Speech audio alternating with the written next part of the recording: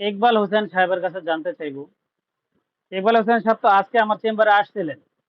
তো হযরত আমি যে আপনাদেরকে শিখাইছি এবং আজকে যে চিকিৎসা পদ্ধতি আপনি নিজের সামনে চোখের সামনে দেখছেন, আমার চিকিৎসা পদ্ধতির সাথে আপনার শিখানো পদ্ধতি আপনাদেরকে যে শিখাইছি মিল আছে কিনা একদম মন থেকে বলবেন হযরত।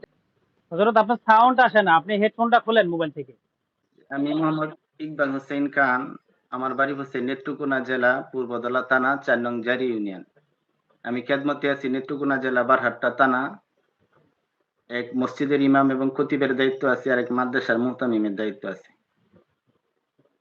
আমার অনেক দিনের শখ ছিল যে আমি তদবির শিখবো আর কি, কিন্তু অনেক মানুষ আমাকে ভয় ঢুকায় দিচ্ছে যে জিনে আঘাত করবো, জিনে এই করবো সেই করবো।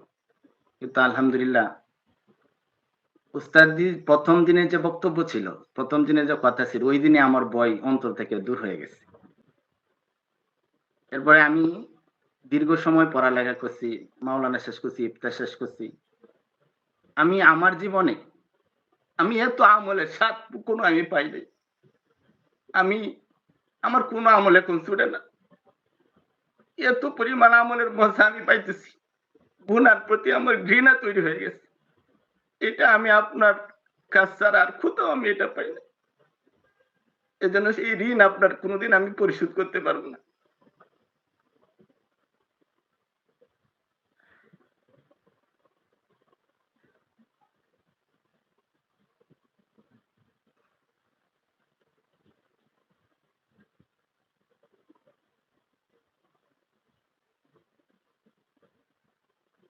আমি এই তদবির শিখার জন্য অনলাইনে অনেক খোঁজাখুঁজি করছি, কিন্তু আপনার ভিডিওগুলা দেখার পরে আমি নিয়ত করছি যে আপনার কাছে আমি তদবির শিখব।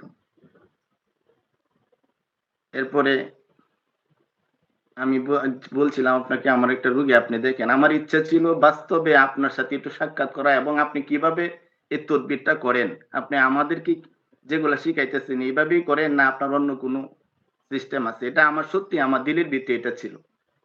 হয়তো আপনি কষ্ট পাইতে পারেন, কিন্তু আমার দিলের ভিতরে এটা ছিল।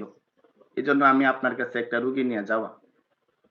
আলহামদুলিল্লাহ আপনি আমাদেরকে যেইভাবে শিখাইছেন ঠিক হুবহু এভাবেই এই আয়াতগুলা দিয়েই আপনি এই রোগীর চিকিৎসা করছেন এবং আমি নিজের চোখে দেখছি।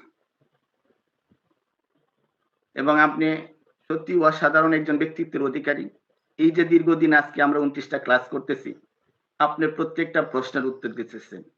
যে পরিমাণ ধৈর্য শক্তি আল্লাহ আপনাকে দিছে, আমি দোয়া করি আল্লাহ আপনার আরো ধৈর্য শক্তি বাড়ায় দেয়। আপনি আমিন। কোনো সময় বিরক্ত হন না। ভয়েস দিতেছি, ভয়েসের উত্তর দিতেছেন। আপনি যে কাজগুলা করতেছেন, এত কাজ আজকে দেওয়ার পরে আমি দেখতেছি যে আপনি একজন এত বিজি হওয়ার পরেও প্রত্যেকটা ব্যক্তির ভয়েসের উত্তর আপনি দিতেছেন। এটা আমার পক্ষে কোনো সম্ভব হবে না। আরেকটা ব্যাপার হলো আপনার যে একটা গুণ আছে, একটা ছাত্রের জন্য আপনি ৩০ মিনিট পর্যন্ত আমি দেখছি যে ওয়েট করছেন আপনি। এটা কেউ ওয়েট করব না, এটা কেউ অপেক্ষা করব না। উনার সঠিক সময় টাইম হইলেই ক্লাস শুরু করে দিব।